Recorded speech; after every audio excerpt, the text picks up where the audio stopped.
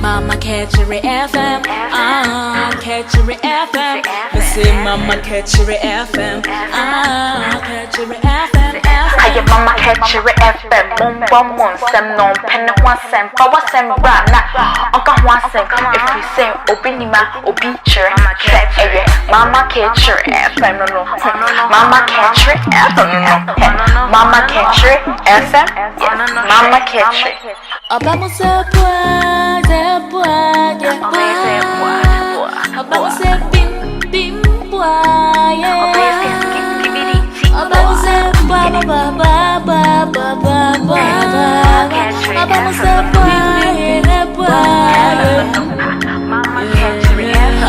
Mama catch your ever,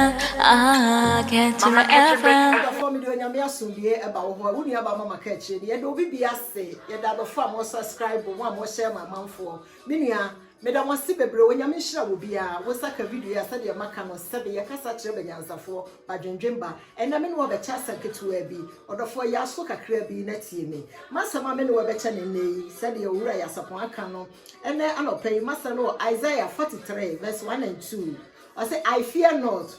for he has remembered me. He has called me by my name. I am his.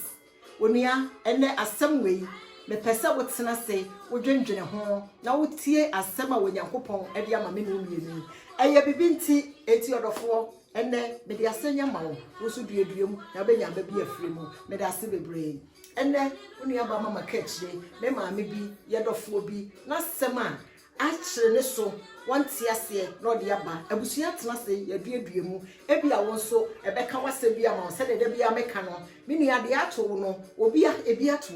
obi so asi obi fie eti nne nyabotre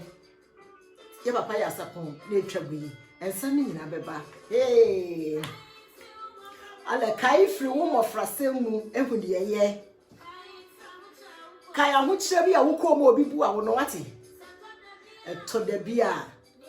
na ne obedi mpo ho ayeden obi so ananka wo ne obedi na nka nyanyame a na nka ho ayeden ama wo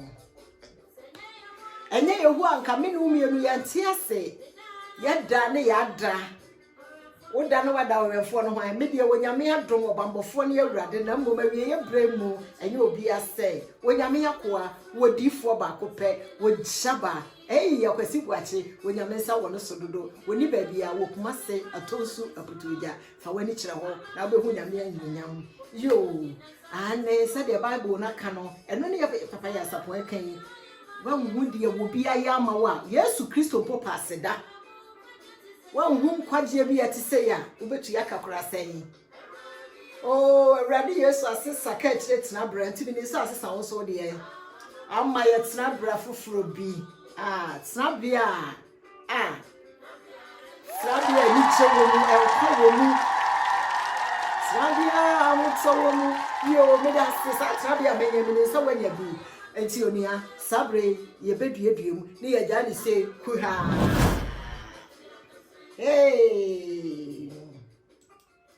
yo me nuanom sabe me ne mo aka no ene asemi eyarehosem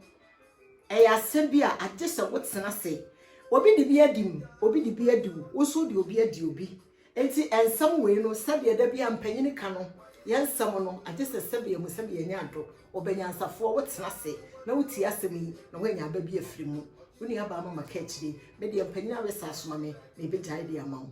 menua me ma me bi na sama broni ya mami ware broni na broni achi ya mami yesi wono kansem bi ede kire ya mami na ya mami baaye so wono yo obedwendwene ho ene sen se bonua ye minua ya kase bonua ye ya papa broni asem ne se tuntumfo ye ya bonua ye fo efiso aware tuntum ba na ya mami ensam a wode baaye ne se sebe nani Afrika kra e wa brukyire ha enti no eniema bebre ne ya wotimu ye e de boa nipa na emoa na ode boa nipa no odofo nyaso leti ye telephone number di dwumen 015 21 400 8110 wodi ye fa wasem ne bra ye betena se ye beduedue ye begya mu dia ma de wo bia no de bia ye ka kire mo wo de subscribe share mesramo ya na ebi no kasa telephone number no mu sa wa mi ye ntwero ye blue no so a telephone number de ma emia video na so keke wo de mi ntwero ye blue no obi send ma wa mi ntwero ye blue no ebe yi niema ni nyina de ama wo na aboye video so no wo mi so a tam bia no wo be hu na wo de subscribe no eye kokko no a dom ada so no subscribe ye oni adofo se ya ka bonua ya sa kwasi broni nim se nipa ye bonua ye efiri se woni tuntum atena na ye maame ya sem a woka nyina ne se ya papa broni enwum wei ya saponwum ya papa itro sa anwum obo se adenti na nipa yantimu enhu se eniyama bi wo ho a ye ya sebe mpreduasa ewo se wo hu se de mpanyina kan ade a obi di ye we wo ya no wo so di ye obi a eye ne ya odofo ani sai ya maame ya sem na ne se wo ba krum ha obi eba abrochire krum ha wo fa ne ye ba wo boa na niam bebre hu ene ne me ka brochire ye nyina obi a wo maame obi a wo fa obi a wo nipa bi a waboa no na bonua yefo ye wom me ka ho wo so ka ho na nke besi sai se obi ebefa obi se wo hye ne se ba na mpo ebeduru baabi na sa nipa no abeye ne tamfo ya maami hasam de say oboa obi eniema ahodo bebre mu de wode sika de wode na hoden ekoduru baabi say sa nipa yi eniema bi a woyeyeye na wonim sese bebroni de nipa ne ntime ma omo nche bi na ekoduru say eduru baabi na broni na hu sese nipa yi sese ye hu wo ye nchen sabe yo san kita nkola na de hwe broni akokora anyini kakra na nkola aba ne nchen enti obi say nipa no asam na nipa ne kan ye say ena owo nipa foforo a oni omo ana say ebi mpa obi a oni ne nante a oboa no na de broni bi say na first na oba ye na wo oboa no na wonim san krofo no ma me de enti banyi asem nya no nti ne asem we ye futu sem bi a me no miyenu ye ba dwendwene ho asem we o manga na mu bi wo ho na brochire hafo de eye yesu bana nkasa kese abrochirefo suban kese pa e wo ye mu a edi yenya eye bonua ye obi baba o obi kunu de ne ba abrochire ha o kire ne sa abaya we woni suban wona ne nante enne nipa no ne yonko pa wona ne nam no eni nipa seye ma ne mema nyinara sa be ma na wo se sa oba no ne nipa kurati nkoda sa oba ne fie oba no ba ye no oba wo fa no hye no eboa no owuma no hye ne dware ne ba enne ne tamfo no wodafo obi yi sika to aduane ma obi di ye yi atade ma obi hye ye ne tamfo no enuanom ganafo se de bia nka no me ya gana ni aye gana ni nti da bia me ka asem abo ganafo ye din moma yensesa na ye bonua yefo nyankopon na obo ye no ono podo hia seda nka o misa se enkono no ewo he edu na ba mi fie na nkono aka wo he moma yensesa na moma nipa binum di yawo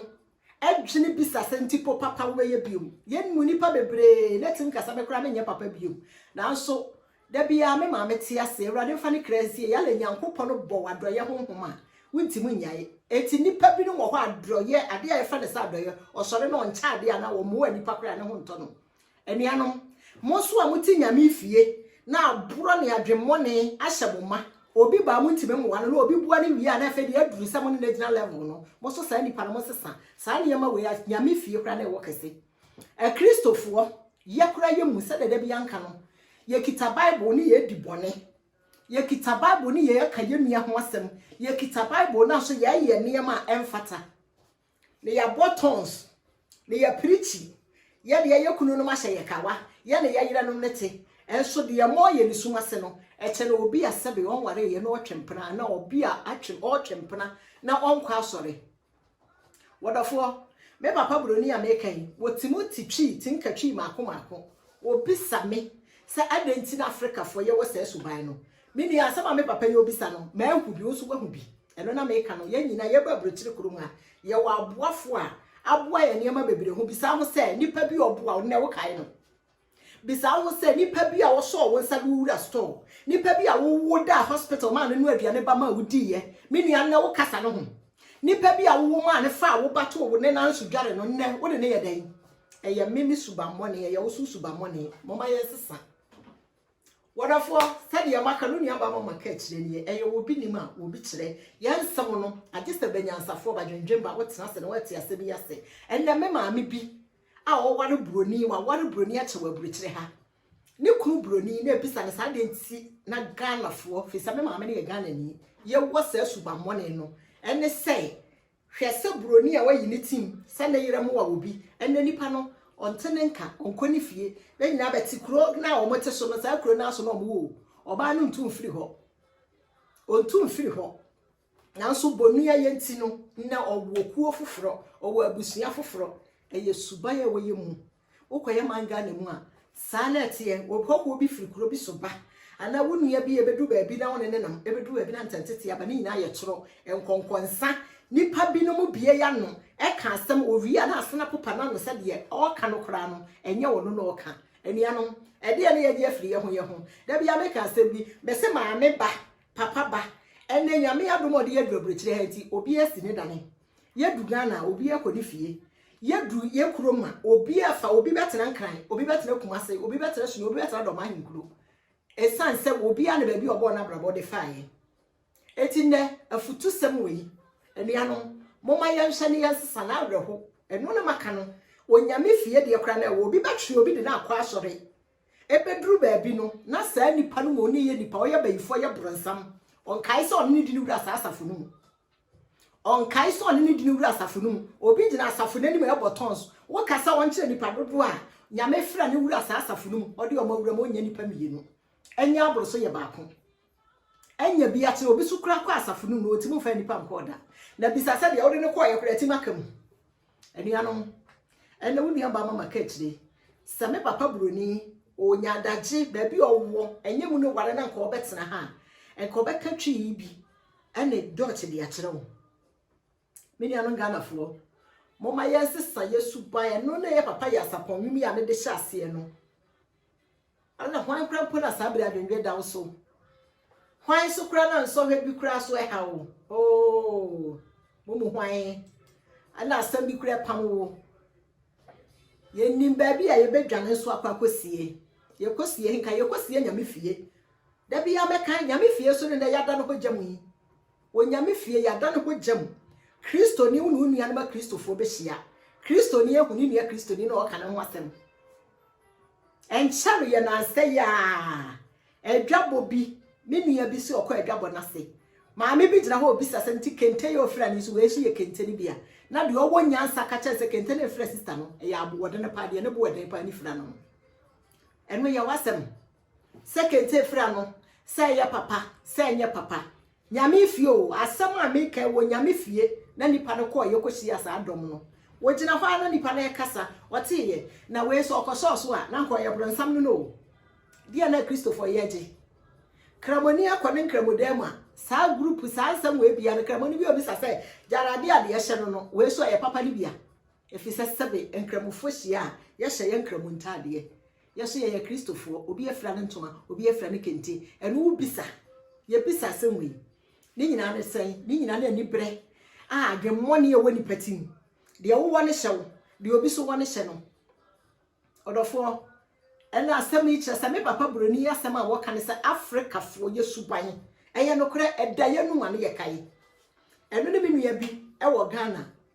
akwasi TV wo se wo ye ni papa je receipt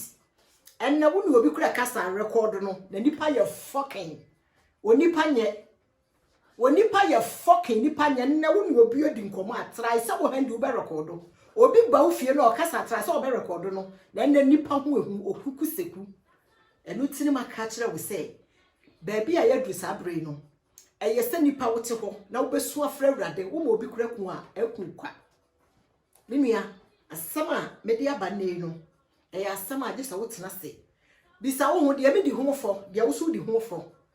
kakai free ebra sa wote aburochire ha sa wote Ghana hwe wa hyase onipa bi aboa wo se ye wo maame ba se ye hwan na nso enu na me ka kire wo se ye nyina wo bi adifo enso wiase ya ye wo mu no e wo se nipa wo kai papa wo bi aya masne bone ya wo de aye wo enu nti no eduru ba bi asem bi wo ho wote a no wa mene bi meti hwei ebi a wo so ti hwei obi a wo suban bi e wo no ho me ya na me ka masense ye wo nipa bi wo ha me ne wo nko na so me nkasa wo ho nipa bi wa wontim ne nko enni di natem enti bi kura ne telephone call no wa banso ne wa ye free e ma nipa nyina nkasa wonye ono nko ano de obeka ne se bi ofre wa banso na mo wo bedi atem no we beduru ba bi no na ono onka de wa ye wo ana se bi a no so wontim nchire no enti ene wo nua ba mama ka chire me maami ene be papa ya sem a wo de ba ye se ade a ye frɛ ne se enkaye ene bonua ye Africa fo Yesu ban na metena se dwene ho wo so tena se dwene ho a eye no kura so se suban a ye wo ma no eti ene me no mienu asama me kan me nua bi a wo bisa aba wo me se wo besesa na me so mesesa moma ye nsesa na yentimi hu wiase abrabo ye aye boy se eno na maka se ewiase emre ni nyina ye de o ebre so no ye ba kope eye da kope ye nyame kokon de a da bia yetim da kro na onu betene ne nsa no de odo ba ye bia no de waye eye wuo eye yare onyankopon no emre nyina wo de amaye ne de ye da ko na da ko no so eso sene emre ni nyina oni adofo uni aba mama ka chi ni se fe ni waka ye ho a enne asem a ye ma me ni ye papa bi de ba ye ne se nipa ye bonua ye fo ye nkai da bi Ghana fo titiro ye nkai da bi me nua ya kai papa bi obi aya ma wate kai wo ba brocha nipa bi oso do wura store kai nipa bi a wo ma ne dware wo ba wo ma ne no aduane ma wo kofa wo ba free school nipa na wo ba ya wo kunu se ne se wonni suba no ye dwamammofo ne ne otima wo ba kwada ne fie otima wo ne ya adamfo odofo enne mo ma ye fa se bi nya futu sem sade da bia nka no enne de ono wo sere ne beduru ba bi ewiye ye no ne asem awiye ye no ene asem enti eno so ntimu ma ye nya papa ye o enu ntimu ma ye nya papa ye enti de ye ma me ye kan se anuano Ghanafo moma ye nsesa free suban bi a sebe nipa bi ni ma benti ye kasa beti se suban no efri ya brabom ana be hu free ya brabom se sebe ye kan no ebeduru ba bi ti hu se nipa we de nka ndane mani kura sa nipa ne me hu no nanso ebeduru ba bi no wodan wani kura wo hu sa nipa no eti enda wo saka video ya sande fa ma wo ne bi de wo di hu fo nsesa de wo nimu ye so on hyase so obeye bibi anya de ma awurade enne me wo fire sapon ne nwom ne ye de afase saa no bibi anya de ma awurade na awurade ya ye som no so anem a ye ye no emfata no enu ti na me ka kire wo se ebi ye bremu no hwehwe wo soro ahenie no ene tene ne kan masama me digya wo ne no Isaiah 43 verse 1 and 2 ini ya kenkan ensuro bibia wonyankopon no nko a ensuro okai wonidi mu ane se awurade kai wa ose ho ankwa de betimi nyame ye de asie obi antimi nyame ne asie eka wotamfo no nko a nko ope wo seye nko ope wani nguasie na so nyame oye bambofo no wagye afirifidi suma hoduo nyina mu meda wase se wo saka video ya ye de ye di anie mama ka kire FM eye dwumadie ne ye obi nima obi kire telephone number no sudie 01521400810 ha ma be try to say buja me da celebrate me da say